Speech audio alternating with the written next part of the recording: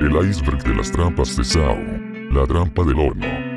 Los jugadores de la casa entran a un cuarto, donde ven un cuerpo con una cinta para Obi. Jigsaw le agradece por ayudarle a secuestrar a los otros, y le deja 2 jeringas dentro del horno frente a él. Obi entra al horno y toma las 2 jeringas, pero al tomar la segunda la escotilla del horno se cierra y poco a poco fuego se enciende dentro del horno. Los demás jugadores intentan ayudarlo pero es inútil. Obi ve dentro del horno una llave la cual si giraba, ganaba su juego. Es lo último que le dijo John antes de que Obi juegue. Recuerda, Obi, cuando estás en el infierno, solo el diablo puede ayudarte a salir. Un momento.